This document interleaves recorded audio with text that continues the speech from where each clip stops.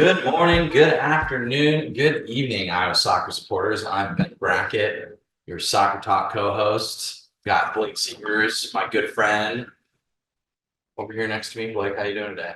I'm good. What a day. Got a big full studio today. Get on the YouTube, guys, because again, clearly a few of you watched last week. It's only going to get bigger and better, and clearly it has this week. Definitely got better. No doubt about that. In addition to Matt Sahag, the Titan tactician, we've got Scotty Wagner. I didn't think of a nickname for him before, but we're just going to call him Wags the Rambler. That has Ramblin' Wags. There's a first for everything. Thank you, Ben. Welcome to Scotty. Scott joined us last night for the game of the week, which was Seavers. A maroon victory. That's what it was. well, there you go. Now nobody's going to listen to this at all, Scotty. We always keep that till the end so they listen. Well, they'll listen to the end. We just Nobody listens to this to hear the result. All right. So it was Valley Tigers at Dowling Catholic Maroons. Scotty Wags was a Dowling alum, went over to Loyola a few miles east. Sister Jean, right over there. Yep, she was there when I was there, and she's still there now. So yeah, successful soccer career. We play with Scotty all the time. Scotty's a little stud. Loves to score goals. He is the single season record goal scorer for Dowling, with 36 goals and 14 assists in his 2008 season, where they also won the state championship. Scotty, rare air that you're breathing. And in addition to that, you were a host of last night's game on the radio. What'd you think about that? What radio station, guys? Was that on? That was Iowa Catholic Radio. Yeah, I don't know. What's the dial? On the FM dial? That was a tee up for you both. That's a great question. It's not a dial. 11:50 a.m. Did I hear 34 goals? 36. 36 goals. 14 assists. How many goals did you have, Ben, in your best season? My best season I scored. Okay. Blake, did you have 5? State championship. 5 or 6, yeah. 7, 6. In my career. All right, let's get to the game. They don't want to hear about us old guys. So big game of the week because Dowling hadn't beaten Valley in over 10 years, or no, in 10 years. In 10 correct. years, yeah. And we saw that happen tonight or last night, and it was pretty exciting, right, Scotty? Yeah, the game itself, it took some easing in too. The ball was bouncing all around, a lot of clearances. But Dowling, the game started out, Dowling had 2 great chances. They had one off the crossbar, one off a post, like less than 5 minutes into the game. So Dowling had a chance to capitalize early. Unfortunately, they weren't able to. They had a few more chances throughout the half, but when it got into halftime, it was still 0-0. So, definitely a back and forth game. And Valley had a lot of corners in the first half, especially the last 10 minutes of the first half. So, I think it was a fairly even split, throughout most of it, but Dowling had the better chances in the first half. It's not too far ahead of ourselves. You on the broadcast gave a great weather report, but Weatherman Seavers rivaled it. His was pretty good. I have not. I need to check that out. Quick shout out from Instagram at Cat Soccer. Some great stories there. If you've been so inclined to pay attention to that. And let's just make sure before we get too far down the line, we don't forget to give Matt a chance to say hello. Titan tactician. We're so excited to hear what you have to say today. How you doing? I'm intrigued to see what color his edits are after you called them out. Yeah, I'm good, guys. You'll see no black today. You'll see green as requested, but I feel like there's a lot to talk about in that game for sure. It's a good game. All right. So how do we want to attack this? Give us a quick weather report here, boys. What was it like last night, Steves? Well, for us schmucks that were standing outside, it was cold. Scotty. Booth was about 68 degrees, no wind. Yeah, it was chilly. Which again, no, the boys out on the field, I'm sure were loving it because it was perfect soccer weather. Yeah, but no, it was not ideal for a neutral, which kind of you could tell by the end of the game, some of the fans had departed. a little early, but no, but it was, I mean, for high school soccer in Iowa in the spring, perfect environment, actually. Perfect. Yeah, it was good. Like those guys, Maroon Crew, is that what they call themselves? Like, should get a shout out. They brought the cowbells, probably some other quote illegal devices that could make noisemakers. No, no vuvuzelas, but like I think the association probably wouldn't allow that at the state tournament. I think if Dowling makes it, they should still bring them and see what happens because it was great. They added a bunch of they definitely added something to the game to make it cool and fun.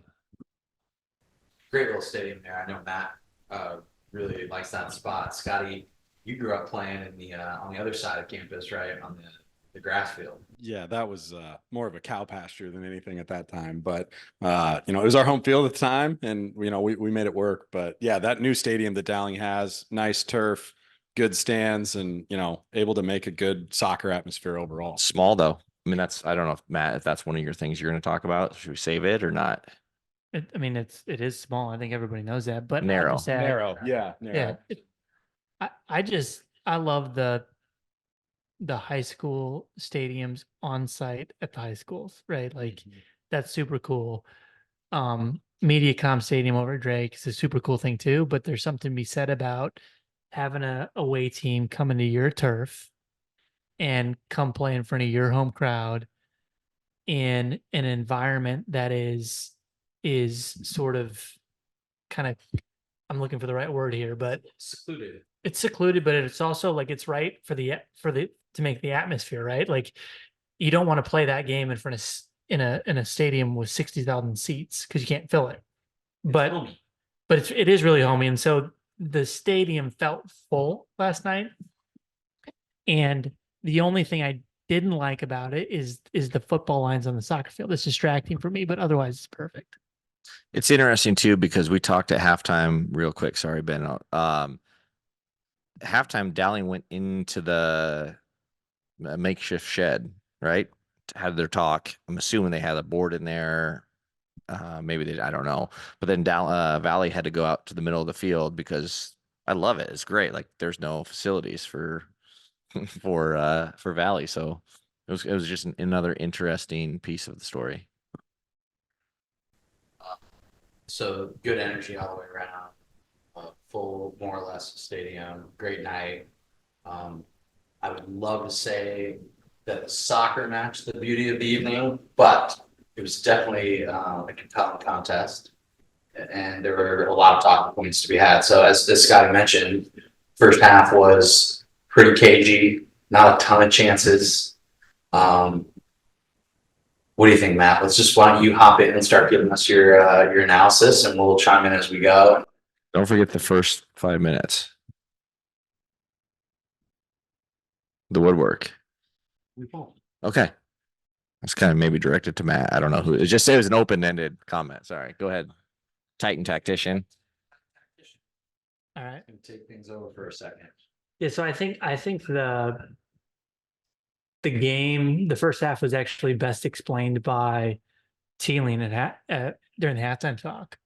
So Great. Throw that out there. I'm gonna throw the clip up there for certain. And so let's just go right into it and hear what he said at halftime.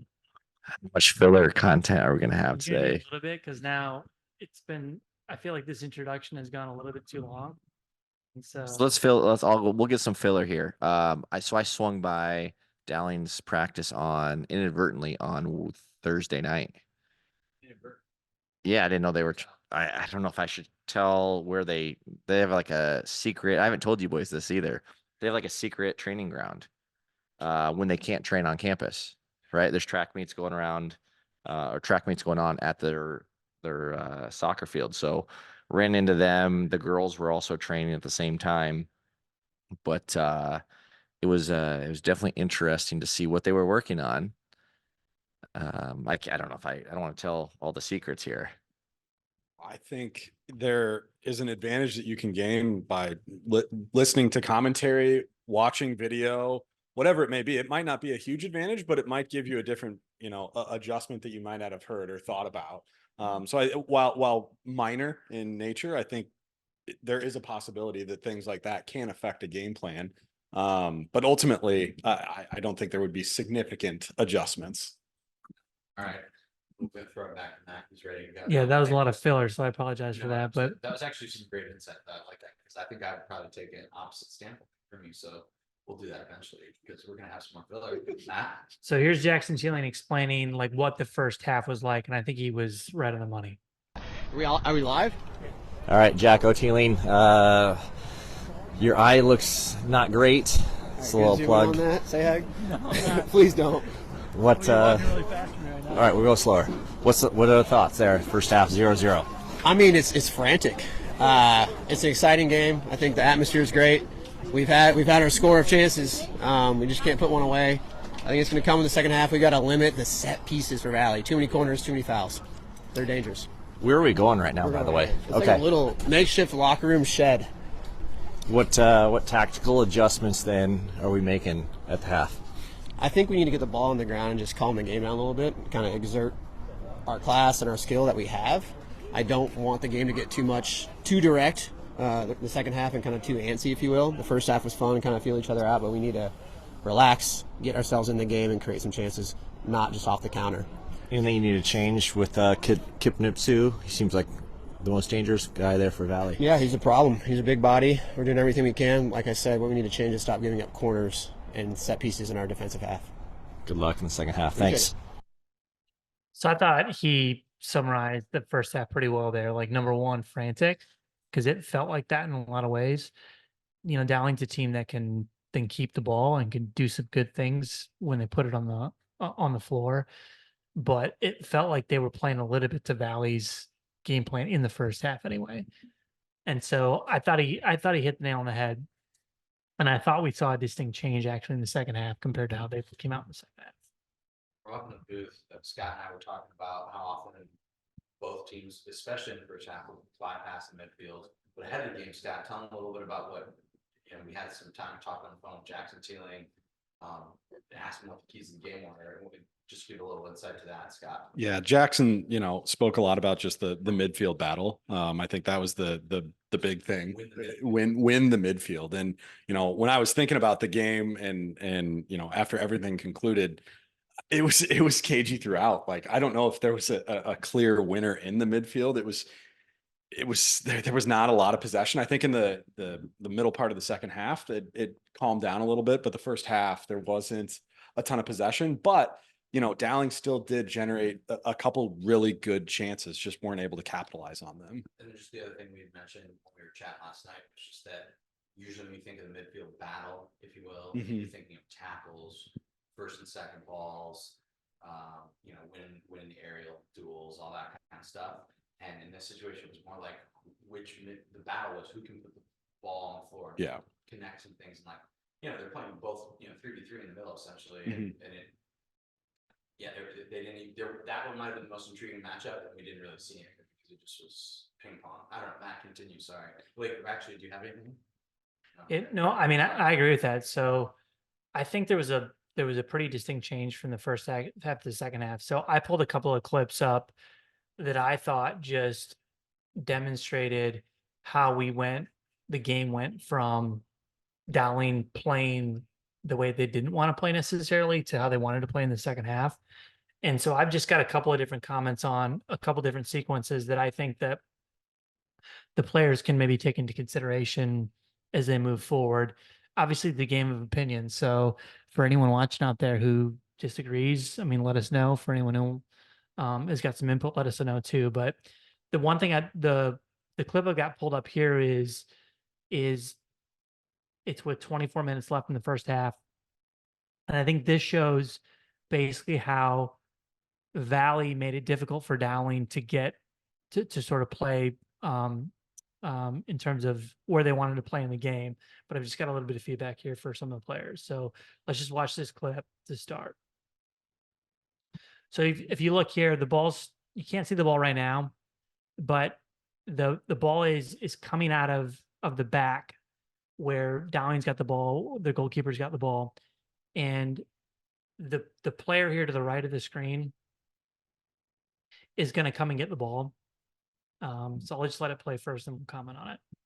So you can see he receives the ball, plays, and then Valley, they draw the foul, but Valley's midfielders are able to close the ball down very quickly. And I thought in the first half, Dowling struggled to get the ball to the back. So if we look at this, I've just got a couple of different comments for this specific player, or a couple different things. This midfielder, when he comes against the ball here, if you look at this, and I'll bring a couple of still photos up in a second, but he's going to come and get the ball, and he's going to run straight onto the ball. And as he does that, you can watch Valley's midfielders start to close the ball down quickly, and then end up, there's a foul here, but you can see Valley's 3 midfielders closing the ball down and stopping Dowling to play up into their front 3. So I've got a couple of different still photos here I want to just show you.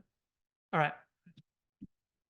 So here's what my suggestion would be to Dowling, to think about a couple different options. Again, you can do a lot of different things, but this player here, you can see him. If you watch how he runs directly to the ball. And when you look at where the space is here, the space is all in here. And so if I'm thinking as a player about how I want to play out of the back, I think what you want to start to think about is, how do you get the ball actually beyond this player? Right. And so for me, or actually what this player does is, if you look at the second one, he actually runs directly to the ball and then receives it. But when he does that, to me, he blocks the passing lane into the next pass that could have gone in here. And so he's received the ball, he's facing in the direction he doesn't want to go in, and he's making it really easy for Valley players to start to close the ball.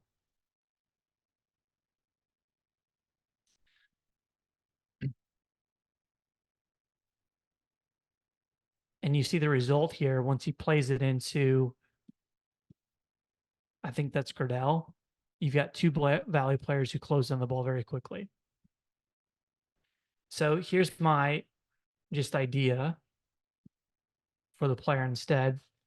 I think you don't always have to run directly to the ball, because what you want to think about is, if you can misalign or penetrate, where can the next pass go? And for this player specifically right now, if he were to if the ball goes this way, if he were to peel out this way, he's actually then giving a passing lane that can come in here. And so if the first pass comes in here to Abarca or Mendes, whoever it is, he can then come and get it again. But if he always runs in the passing lane, which is what he did, he stops the supply going into misalign. And I think that's just an example of what Dowling did in the type of runs Dowling might have made in the first half that actually made it easy on Dowling to defend, or Valley to defend. So you're giving us the solution, or do you want commentary on this? Give me commentary, whatever you want. Yeah. Well, because I can't exactly see it, but I guess what you're implying, right, is that if the midfielders, especially since we're already skipping the midfield lot in this game, they can create a little more space to skip lines and play into a striker, and then they can think about where's the ball going to be next, and then the connection to maybe switch the point of attack or combine with the center forward or whoever that is that they're skipping the lines to. Like, that's essentially what they should be thinking about instead of trying to go tight to get the ball. Yeah, I think I am saying that. I'm also saying the person closest to the ball here is blocking the passing lanes. And then he receives it facing the wrong way. So it's Right. almost both of those things, right? So Yeah. like if he stays out of that space, then he can think about the next pass. But he's also not even offering that by blocking the space. Right. So one easy way to think of it, I think it is, like, if the ball goes from the center back to the left back, the central midfielder go the other way. This is the big thing, I think. It starts at super young ages, like, because the ball's on the one side of the field, you're a midfielder, especially in the younger ones, right, where they have kind of one central midfield, go on the opposite half where the ball is because of all those reasons. But we always want to run to the ball, Well, and this then is you're on that especially half the field. possession style, like, right? Yeah. 'Cause I mean, if they instead are just saying, well, let's just kick it, like, let's get it up there, and then you're thinking about it as a midfielder, you're just like think about picking up a second ball and playing from there, like that's a totally different style. But like to come deep and like they're trying to play out of the back, that's what everybody wants to do. So like you can't go tight to the ball. Not always, anyway. Or Sometimes make you it do. Tight to run. the ball, you're not gonna get out of it. Like that's not. You're gonna have to be slick and you're taking a risk. Well, that boy needs to like bend his run when he receives it. So he's receiving it like facing the field, but you can't face the field if you're already on that half. When I say half the field, I mean like cutting it down the. Right, so you have to be on the half turn, and you have to be on like the right part of the field, receive it that way. If you're too tight, that's just doesn't work. Yep. So Scotty, you have any thoughts there? I mean, he's a goal scorer. That's all he does. He's like, No, striker, what this same thing, like you're trying to stretch the space and push your defender as far back as you can to create space underneath. Well, a lot of it, you were talking about spacing, and it's the movement. It's like, how are you checking to the ball? When are you checking to the ball? And there's times that you shouldn't check to the ball. You need to hold your space because otherwise everything's getting compacted. And, Matt was talking about, the narrow field and the narrow pitch that Dowling has, and it gets even narrower when you're, not stretching it wide, when you're not having your feet on the wide outline. You want to be able to receive that ball and, go a couple different routes with it. So no, I agree. Thank you. That was the word that I was looking for. The wide outline also works. But yeah, I think a lot of it's the spacing is important. oh, this is going to be like a segue for much later, I'm assuming, but like, I like it. You go on, Matthew. So here's another example. I think this is again an example in the first half. Just Dowling struggled a little bit to figure out how to break free. But here's the play here.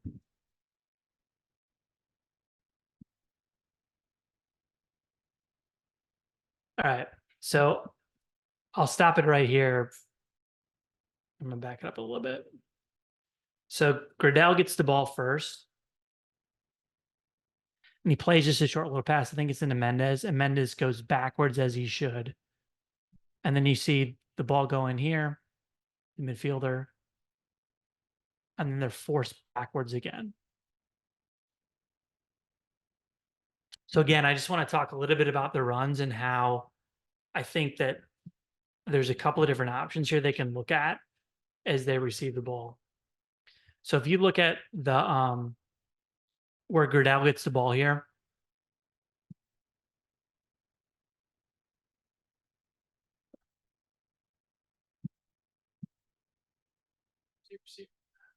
right here.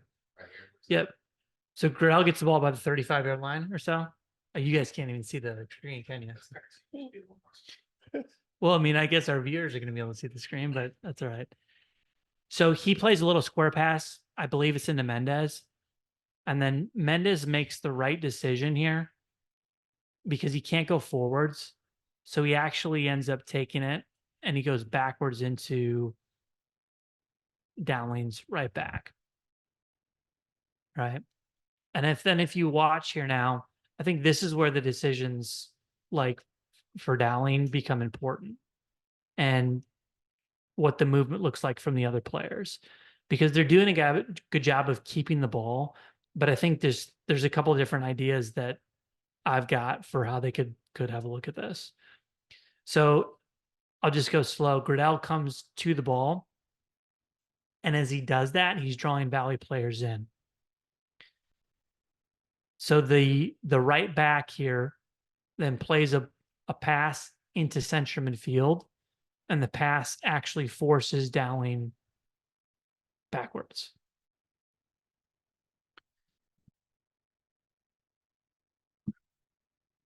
So I've just got a couple of still shots again of this.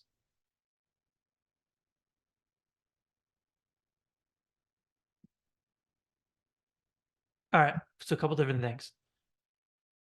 The ball right now is with Mendez, and he's going to play it backwards into the right back. So as he does that, I think there's a couple of different important things to note, right? Is number one, what are the two strikers doing?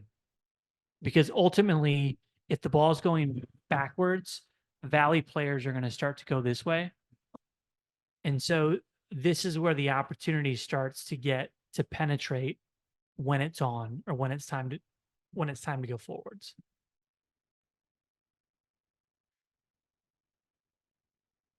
So what happens here is that if you look here, Gradell runs towards the ball, which I think he's got a couple different options here. Number one, if he runs to the ball, he's starting to close the space down, but he might be drawing Valley players with him.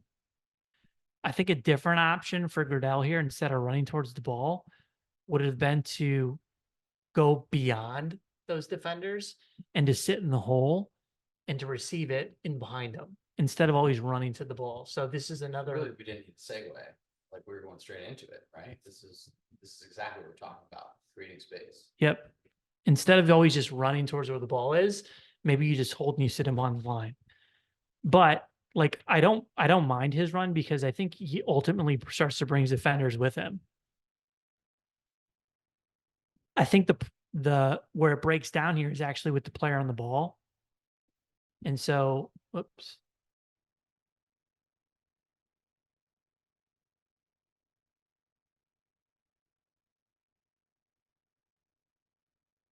So this player here who's on the ball, he's got a couple different choices here. As he sees these Valley players moving forward, for me, his first pass, if he's smart, is looking in here. Just where? Is looking into the striker's feet. Great. But the problem is these strikers, to me, Too tight. they're too tight, and they're also not thinking about receiving the ball at their feet. And so it's creating space, but that's also like thinking a little bit further ahead, just like immediately, how do I get the ball? It's like, okay, well, if I get it here, I'm stuck. But if I stay away, I think about creating some more space. Maybe I've got an opportunity to continue the game. Yep. Yeah, exactly. And so Gradell's actually done, I think, a good job here of drawing defenders in. But then you've got the question here of what is this player on the ball going to do with his pass? So he ends up playing it pretty much square into the central midfielder. But the thing that I think that the central midfielder's got to be thinking about is when he gets it, can he play in here? And then if it goes into him, what are these two players doing to try and come get the ball?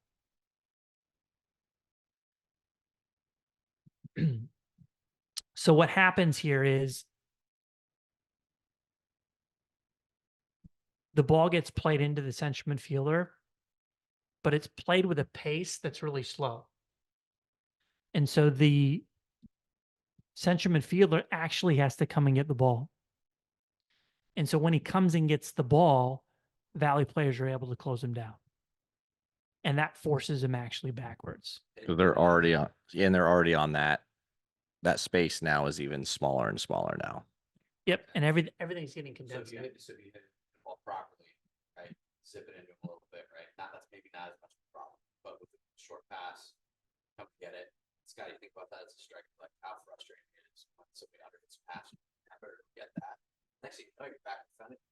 Right. Your back's to the ball. You're right. Your back is to the goal that you're attacking. You're going towards your own goal, most likely. And you're going to play a defensive pass in return. So it's going to be, they're going to come through you. That's what's going to happen. So, you can still manage through that. But again, if your spacing isn't wide, if your outside mids are, too close to you, your defensive mids are too far up, like you're going to have a little bit of struggle keeping the ball. And I think we saw a little bit of that too. So I think for me, this right back is where it breaks down, because what he could have done is he could have played a pass in crisp, which tells the player who receives it to go forwards. But he played a bad pass, which meant that the player had to come and get the ball, which allowed Valley to close it down. And so I think these are just a couple of examples in the first half where Valley's midfield were able to stand behind the ball and didn't get sucked out. And as a result, Dowling struggled to play where they wanted to play. Which is why the game was not ideal for a neutral or for anybody, both sides either in the first half. There was a point where we talked about at halftime, like, what we thought the first half. And I think there was a point, at least for me, where I was going, man, how are we going to fill the whole second half? It just stays just like this. Like it's going to be long. So what happens if those two for chances for Dowling that go off the post and bar go in?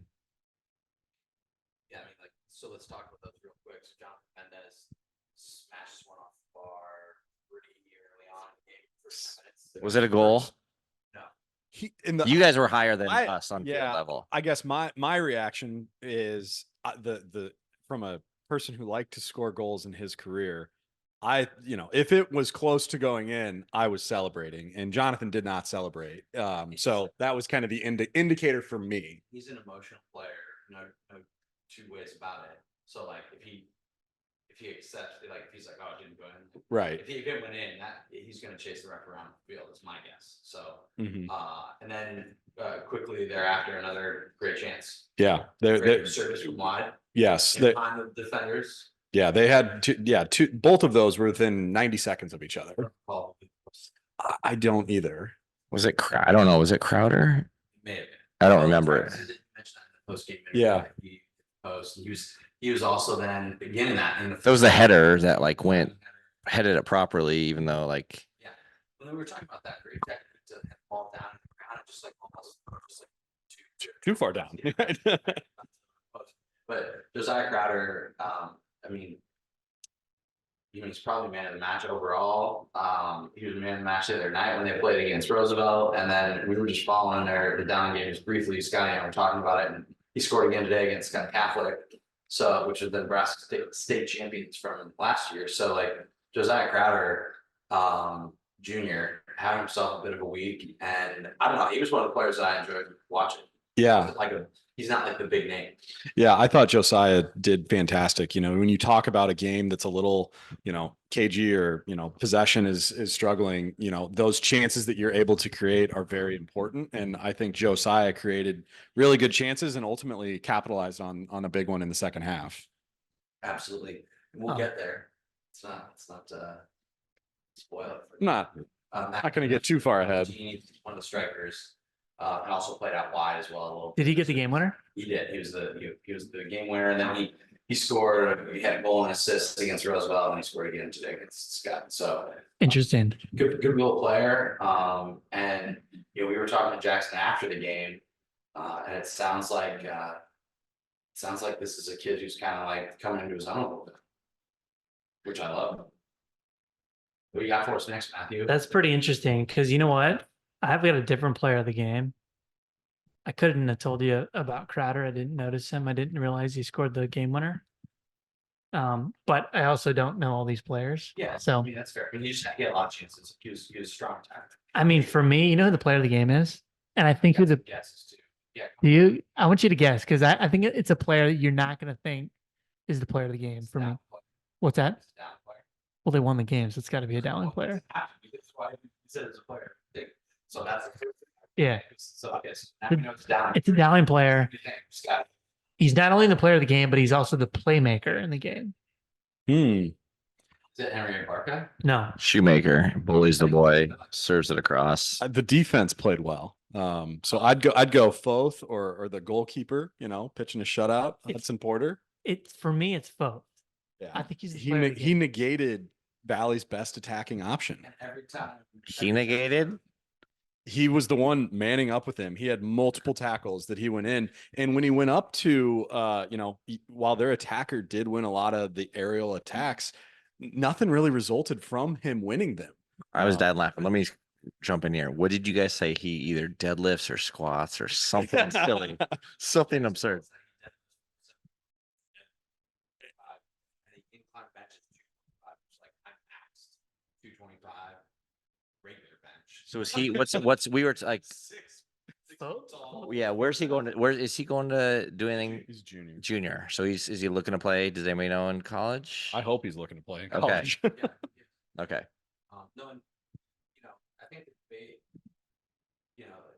I think Knipsu, is that how you say his name, Blake? Preston Knipsu? I know his dad, like a great little boy, Joe. Okay. Isn't Joe's his dad, right? The guy that's been around forever. I think I don't know. I don't know how to pronounce it, Ben. So I you think it's tell me. Knipsu. Knipsu. Yeah. Yes, thank you. So Drake Commit, big kid. I mean, 6'4" probably, and he's fast. Can do in theory like get running behind, and also like should be able to hold the ball, and does hold the ball good in the air. But I mean, so if I'm Dowling and if I'm both, like that's like I'm all jazzed up to play this game, right? I'm like, this is a kid, and I think these guys know each other from the club too, right? So Yeah, it sounds like we're sharing a few text messages during the week, and I think they were ready. I think they were ready to play each other. That's for sure. He put some weight on because remember we saw him last year. He was Preston was not a strong boy, and he is. I mean, he's a man now. Like I was impressed. Like holy cow, that boy has hit the weights. well, So it sounds like he was pretty confident. Like there oh, was- go on, give us more. What do you There mean? definitely my understanding is there was just some banter back and forth between the players all week. And I mean, these are kids that, Do they play on the same club team? you say like the preeminent high school age teams right now, or you've got the VSA Rush, and then you've got Sporting Iowa, and you've got FC United, which is your younger team. And I believe he plays for VSA Rush. And I think a lot of the Valley kids play for Sporting Iowa and this FC United team. So I think there was just some chatter. I think it's great. So for me, Foth had, I mean, he not only stopped Knipsu when Knipsu had the ball or was threatening, but he was also the playmaker in the game. So I've just got a clip right here.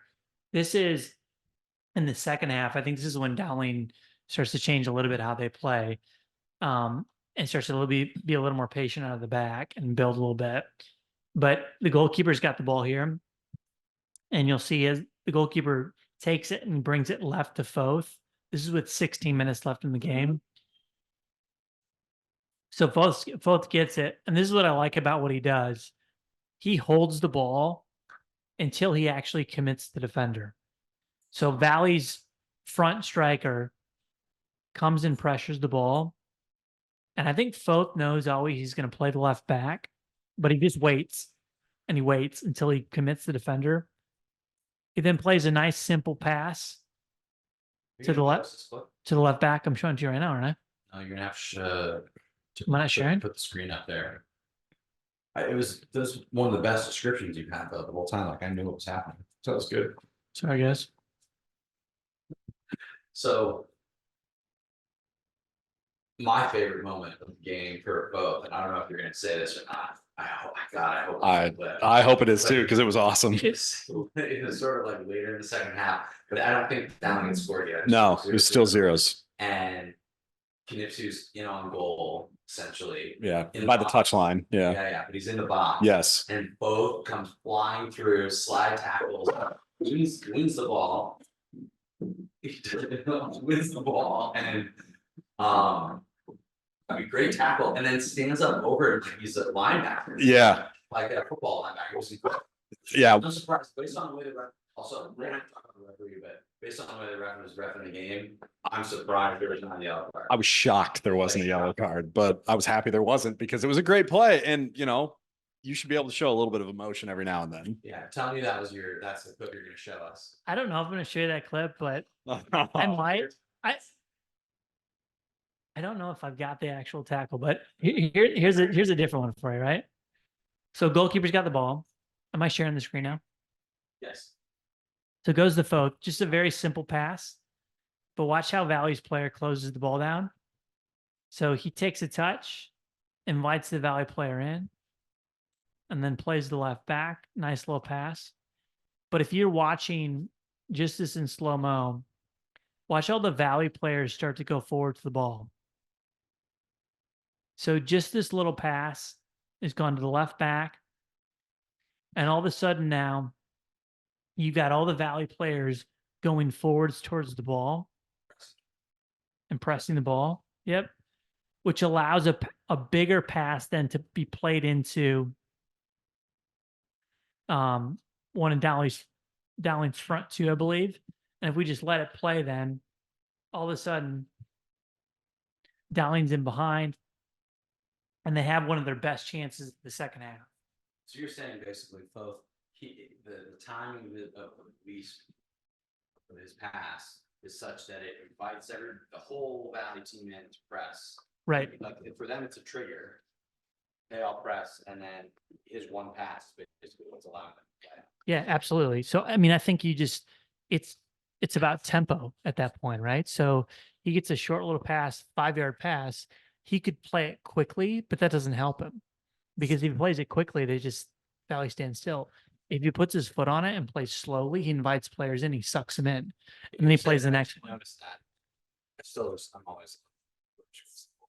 All right, so let me show you a different one. I think this is, I've got a feeling this is filth again because that was, yeah, this is another one here too. So here's the next clip I've got. So again, this is with about 11 minutes left. This is just 3 minutes before they score. But Dowling's now got the ball at the back. And you've got the right back who steps in the ball. And he plays it left into Foth. And as the ball goes into Foth, he controls it with his left foot. Watch the Valley player commit to the ball again. Again, he takes a touch. He waits. He commits a player. And then he plays it out left.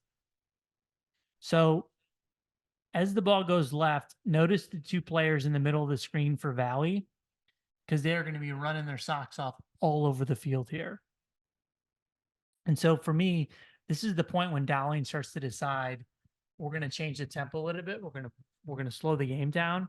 We're going to start to make them run a little bit and give them problems. So the ball goes left. It gets played into midfield. It goes back out to the back. They switch the point of attack. It comes back to the right again. Goes into Gurdell. Goes back out wide. Goes all the way back again. Now here, watch Foth again, right? Tell us what he does. So the ball then comes to Foth on his left foot. And by this time, they've had Valley's two central midfielders running from side to side. And so the ball's opened up, the field's opened up into Dowling's front three. And Foth strikes probably a 30-yard pass that beats 6 Valley players. And all of a sudden, So again, the time. Yep. Pass. We'll let it play here. It's a really good series. You remember this one when the kid plays it off his chest? And Dowling's in behind with 11 minutes left, and they almost have another good chance. And there's a corner kick. So, I mean, there's a lot of places we can go with this. But I'm just curious about set pieces real quick. Do you have any clips on set pieces, Matt? I didn't do set pieces because honestly, I just thought they were so poor the yeah, I mean, so the coaches talked about that. Tealing talked about that at halftime. And then Aziz talked about it at halftime. They thought that set pieces were going to win the game, and I didn't. I think set pieces can win the game, but if you float your set pieces and you don't seem to have like committed runs to the box, I mean, the amount of times Knipsu got his head on balls, but like it's not whipped at him.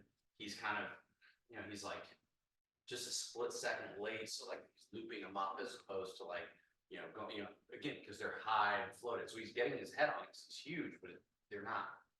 I don't know. That was just my opinion of it. I just didn't think the service was great, and I think even if there's one maybe training ground routine that we saw. Remember there was like a little short corner that Dowling played in the second half. Maybe it was, or maybe Valley. I don't know. I thought there was one short corner routine like the entire game, and it wasn't a good one. But that was all I saw. I didn't see any. But there were how many corner kicks? I think there was definitely at the over on corner kicks. Yeah, it was at 7.5. I mean, it must have been double-digit corner kicks. Yeah, that cashed for sure. Yeah. I don't know. That was just something I think. Scotty, you know that one. I just think that if, like, whatever level you're playing at, if you're playing to win, set piece is something you like should spend some time on. And they're the player they're in charge of it. Maybe they're taking some time extra outside of training. I don't, maybe because it was quote an even game. That's why everybody was concerned about set pieces and free kicks. And I think it wasn't even a game, even though, I mean, like, even if there were some marginal differences, like, overall, it was 0-0, and there was one goal scored late in the game. So it was an even game. Would you say? No? You disagree that it was even? I thought Dowling deserved to win the game. They had I'm not saying it wasn't. well, any game that's tied is going to be an even game until someone scores. Yeah. But Dowling deserved to win. They hit the post and the bar in the first 5 minutes, 10 minutes. Dowling rocked them. Dowling was the far superior team there. I mean, like, I don't disagree with that. I'm just saying that I think that, like, overall, it's still pretty even. Yes, The Valley Boy coming out in him. I don't think it was an evening game, actually. Like, I understand. I agree and understand with what Ben's saying, but with Matt, it was not even. Dowling outshot them, had the better chances and more frequent chances. Valley may have had more corners, but I don't think that's how you evaluate the winner. Did of the game Valley either. goalkeeper make a save? I think that what happened, Or sorry, Dowling goalkeeper. I mean, I think it just took Dowling a little while to figure out how to break down Valley on that size of the field, right? If we would have played at Valley Stadium, I think Bale said this to us in the first half too. If that game would have been played at Valley, that game would have been totally different because it would have been so much more open, right? It just took Dowling literally 60 minutes, 50 or 60 minutes to figure out how to slow the tempo down, put the ball on the field, on the actual field, and just pass it around a little bit instead of trying to go route one, like worked for them against Roosevelt a couple of nights before. They just needed to break it down a little bit. But that was an absolute butt whooping by Dowling, in my opinion. I Ben. appreciate your good job. But I like, you're not going to get me to disagree with you that Downing's the better team and that they play their game plan, all that stuff. Napoli's going to bust out the jersey. we gotta give a shout out before, like, I don't know. I think it's kind of wrapping up. I don't know, but like Brandon Voles, like, well done. Got a Valley top for the Kick It Forward boys. So we appreciate it. Again, YouTube shout out. Get on YouTube. Ben will show it to you real quick. Yeah, sweet. Thanks, guys. Let's figure out how to. Matt, what else? Do you have anything else? Got lots more. How long you guys want to go? We're about 15 minutes in, so that's good. Well, and you just talked about the end of the game, so, like, kind of bring us through there. Like, I mean, we could go in to great detail, but we want to keep our listeners engaged. So, what are your most important points you got? Maybe 2 more. That's fine. So I'll give you one more. Let me give you one more clip here for One more. Here we go. See sharing the screen, Ben. Yes. All right. So I'll give you this one. So let's look at value. So this is where I think there's a couple of different adjustments I'd make for Valley. And I Yeah, think we need a Valley point. And I have a good one, but go ahead, Matt. Show us the evidence. I'd say this is how they play Knipsu, right? So obviously he is the impact player on the Valley side. But I think that's where the most work needs to be done, quite frankly. I just think he showed up in the wrong areas of the field and then at the wrong times last night. So here's just an example. There's 32 minutes left in the second half. And this is the throw in, right? And if you look at Knipsu is at the top of the screen here, and he's against the player, but he's already in the channel. So to me, you want to be thinking if he's your front striker, you want to be thinking about, like, where's he going to get to score goals? And it's not here in the channel, certainly to start. And if you also look in front of him is another player that's doing the same job. So when this ball actually gets thrown in, Whoa.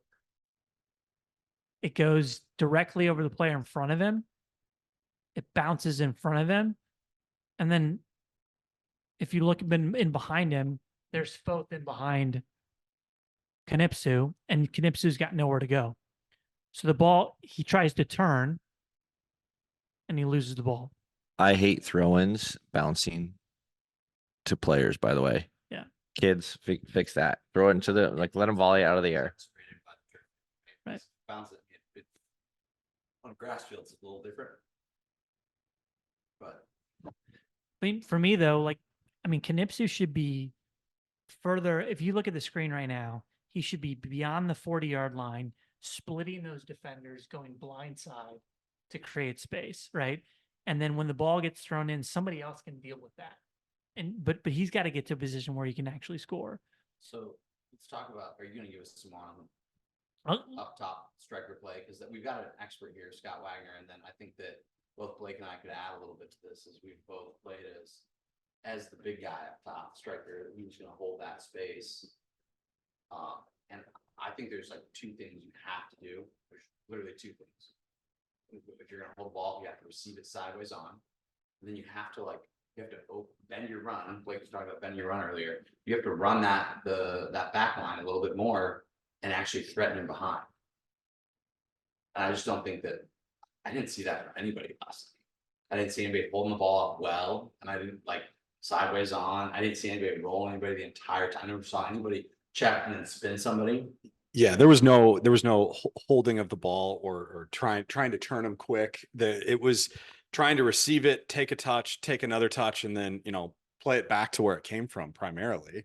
But Dowling, I think they had a good defensive scheme too. I think they targeted him. They knew the ball was going to flow through him. And, Hudson Porter, who the goalkeeper, he's like, we had someone behind him, some in front of him. And, Dowling was aware of how that game was going to flow. And I think they made it challenging for him. Not that Knipsu wasn't trying to do things. I think they just got him a little bit off of his game. I think he's a good player. I just think Not one player ran off of him, though. Yeah. Right. Not one Valley player agree. ran behind. They played balls direct, which I love it.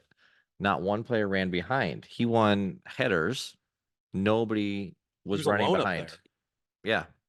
Well, and so maybe that's the Aziz, Dreyer, Vols, get players. You're especially like your attacking midfielders, kind of like wingers, like run behind him, play. If that's the plan, play it to the big man. Like he's gonna win a lot. Run off of him, let him flick it on, and then get in the box, and like he's gonna be a bully and score goals. We were having some conversation about this with some coaches, and I think that it'll be interesting to see how it goes, right? Like, is his style of play going to translate? I mean, I think so. I'm just wondering if it's not translating now, because things like you're saying, why aren't wingers running behind him? Why aren't midfielders, instead of, they're coming tight to the ball, why aren't they coming away from the ball and trying to get that next pass off of Knipsu? I mean, I think it's just stuff that they could work on. And when I was in college playing, I had a coach that always was harping on, make yourself an available option to someone that has the ball. What are you doing to, help the buildup of the play or the current play? So we've talked a lot about spacing and where you're at on the field. So, you may be thinking a couple passes ahead, but ultimately, how are you affecting the play and how are you doing it positively? So if you're trying to play through a target forward, Blake just said it. Who are the wingers? Where's the other forward up top? And giving him options. You can have, fantastic players, but ultimately it would have taken a significant individual effort for him to turn or strike a ball or whatever it is, because there was a lot of isolation. But again, I will go back to the Dowling defensive scheme. I think they did a really good job.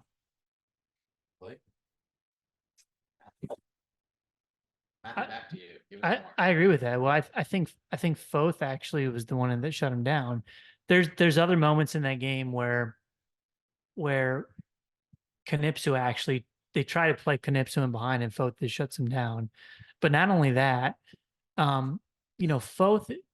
Foth for me, he would shut Knipsu down, but then once he's done doing that job, he then turns around and transitions into the attack, and he's the playmaker for Dowling actually to create chances.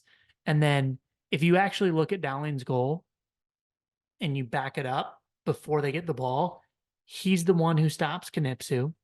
He's the one that then wins the ball and then plays it into Gordell. that actually starts the attack or they actually score. Mhm. And so on both sides of the ball, he was better than Knipsu on the night.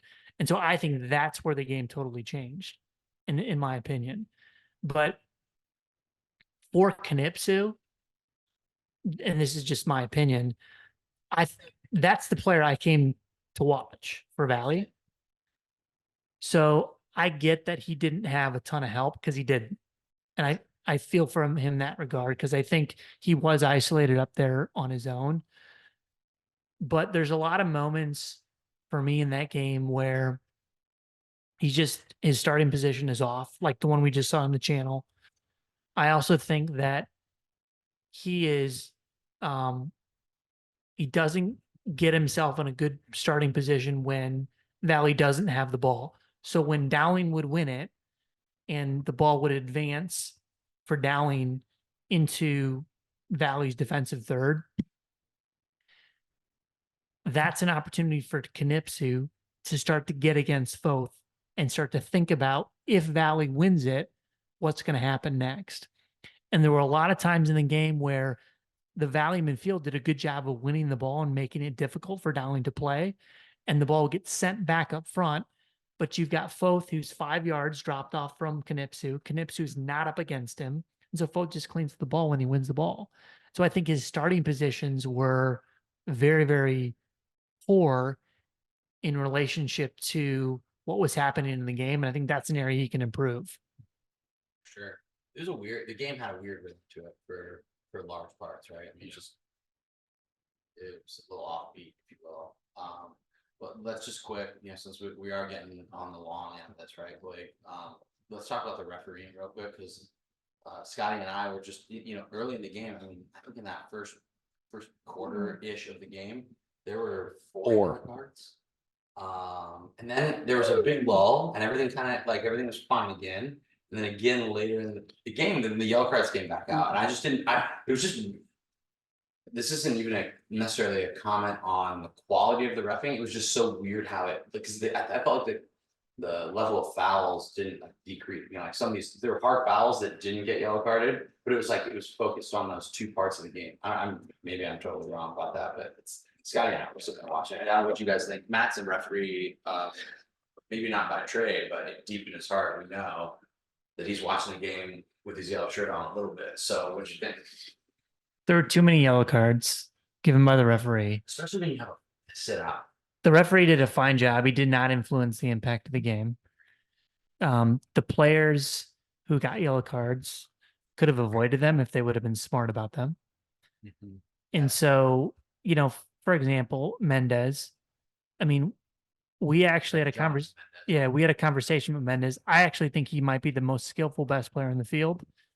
Sure. He might be the worst psychologically on the field, right? And what I mean by that is, if he would have just bit his lip and not contested the referee about the call, he never gets a yellow card.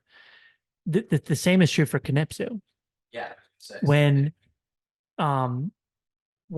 Knipsu goes in to win a header, it's never a foul. It's not a foul. Not in any of the week. And he also flicked it on in behind him and he gave the ball away. And so even if he didn't get called for a foul, it was going to be Dowling's ball. But he reacted. And then for a minute, at least, he was beside himself on the field and off the field instead of just moving on. And so I think all the players on the field could learn a little something from that. yeah, no question. And it's so easy, right? Because we're old. Yeah. And I'm sure I would have been like that as a high school kid too. Hated that. Yes, but I'll go the opposite way. The boys have done well and the referees done well. No red cards. Mhm. So obviously there was a bunch in the early part and then throughout the game. And There was and I couldn't tell you which player it was, but one of the players that got an early booking then committed an actual yellow card foul later, and the ref had to just go, "Guess we're not giving a red card today." And we talked about it on the broadcast. We were like, "Ooh, that might have actually been that could be a turning point in the game." And giving early yellow cards is just put your money where your mouth is and deal with it. But Get a yellow card for a tackle, not for mouthing off to the referee, though, right? Oh God, if I could take, I wouldn't even be able to take back one. I'd have to take back like 10 yellow cards, 20 yellow cards. I mean, it's awful. But then, so then again, I'll be go the opposite way. Like the players have done well. Yeah, they're silly, stupid, whatever you want to call it, to chirp. And then like nobody got sent off. The referee's done a good job of like, you know what? This is a big rivalry game. So I mean, everybody stay on the field. I hate this. I think is there still like a suspension in high school soccer for a number? I think it's always like that was my kind of gripe about yellow cards. It's like unless it's a really hard foul or like somebody's really losing their mind, like I feel like just make them deal with it. I don't know, and I might. But I think as a player, though, you know, when a game starts out like that and you see yellow card in the first 10 minutes, you're adjusting, you're seeing how the referee is calling the game. So, you know, you're like, okay, I shouldn't say anything back to the ref, or, you know, he's giving, you know, a yellow card for, you know, even your first tough challenge, you know, it's coming out. So I think as a player, you have a responsibility to just understand and like the game and how it's being called, adapting a little bit. But yeah, it's the first 15 minutes, it was, you know, quite tight. And then the last 15 minutes, it was quite tight, and everything else in between, you know, I thought flowed pretty good from, you know, a fouls called standpoint. I say he's done well then. Like I hate to stick up Yeah. for referees because I don't like referees, but like there's a big rivalry. I mean, how many games have we been to where they just throw red cards and all like one dodgy one becomes 2, 3, 4, and it gets silly and And it's that absurd. impacts the game. Yeah, absolutely. I think so like we're gonna criticize him on one hand for like well, I'm going to criticize him on one hand for like maybe some inconsistencies because like you talk about Knipsu with a bad reaction, and then we talk about Foth on the other side with a bad reaction. But Mendez had one too. I thought that refereeing was fairly even on both sides, you know. I can't wait. I'm gonna get crushed. I love a I'm gonna flex too, I'm and gonna get a Dan Cataldi. Yeah, I'm gonna get a Dan Cataldi text or like the guys that's gonna be on me. Guys, are you listening? Sean, guys, hello. This is called accountability, Ben. Yeah. Well, regardless, though, the flex was Yes, that was. the moment of the game for me. Was I loved it. I hope somebody got a picture of that, and I'm shocked that he did not get booked. It was great. Matt's looking at me, he did not see that. I don't know what you're talking about. Okay, so the last thing I want to talk about, unless Matt, I'm going to give you one more chance. No more. I got nothing left for you, Ben. Great. No, you've been excellent this evening, afternoon. But this morning. But so what I wanted to end on was just like, you know, again, predictions. We love prediction. And I think that right now, Valley, I don't know if they've played today or not, but as of last night, they were 2-2. Just a tough start to the season for the Tigers. And then you've got Dowling, who's undefeated on the year at 3 or 4-0, and they were playing again today. What do we think? Like, we're going to see these guys all the way through sub-state.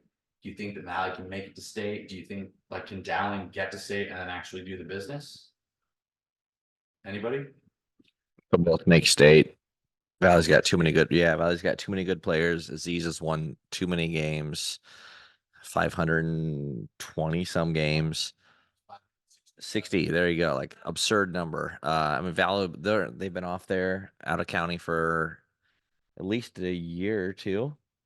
Ben, it's been, when's the last time Valley were they at the state tournament last year? Okay, I think they'll be back. Dowling will be back.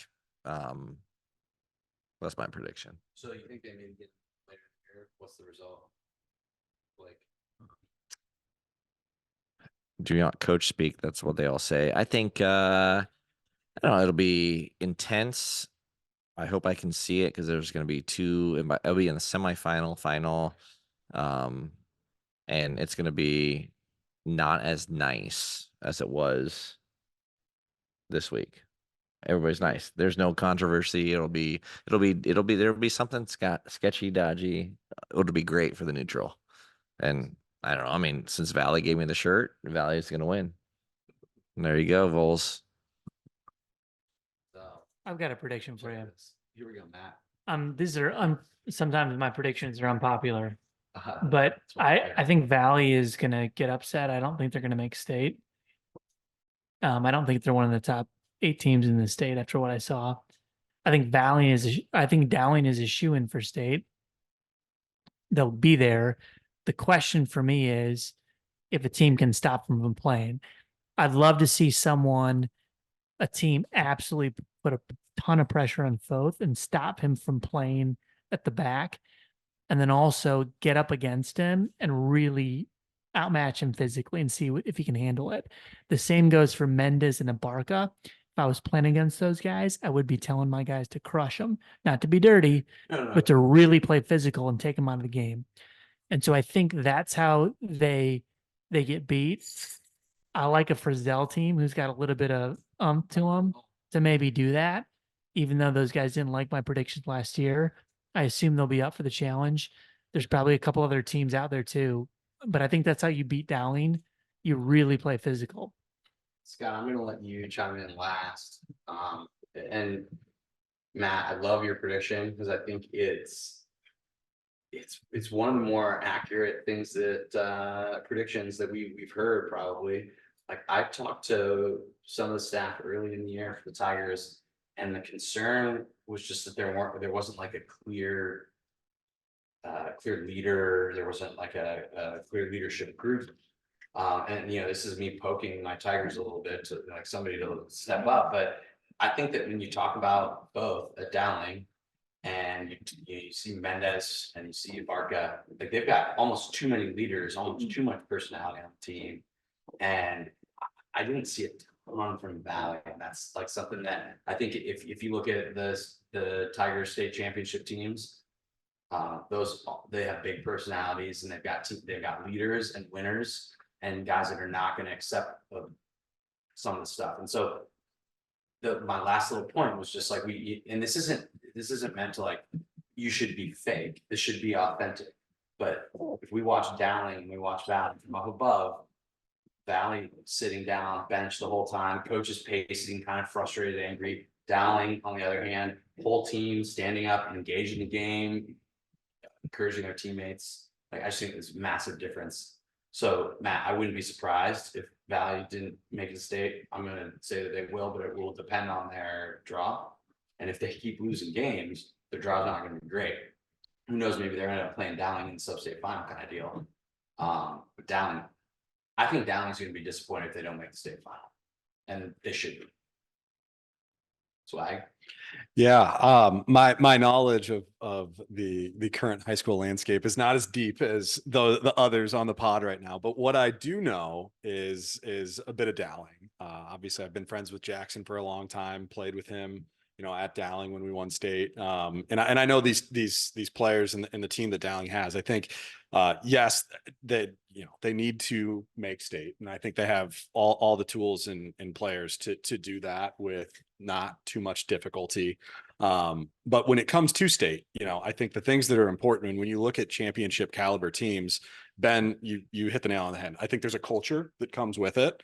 And last night, that culture was on display when they won and throughout the game. From the first whistle to the last whistle, the culture of the Dowling team was prevalent. So I think that was really good to see. I think it's cool when you got a alumni coaches too. Yeah, I think Jackson's done a really good job with the team, kind of engaging alumni and just building a culture of success at Dowling. So I think that's the first thing. I think the next thing is they have some people that have been to state.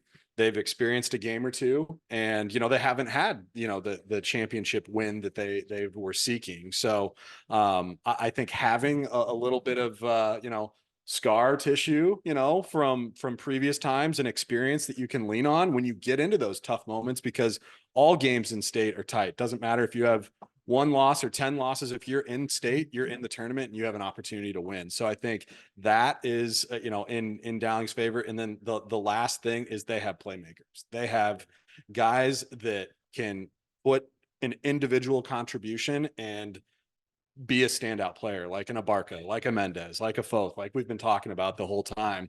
Those people are very, very important to have. And then, last night, we saw some of the other, maybe not as mainstream names, with Josiah Crowder and Andrew Schumacher and Hudson Porter, they were the ones stepping up. So I think when you combine all of that, that is a championship caliber team. And, you know, I'm excited, you know, to see what they can do. Obviously I'm biased being a Dowling alum, but, you know, I look forward to seeing what they can do the rest of the season. And hopefully, you know, once they, you know, if they're able to qualify for state, what they can do there. Stay tuned. We'll keep you guys on your toes. Again, the coaches did not know we were coming for the second week in a row. I love it. Head fake people all over the site. See you soon.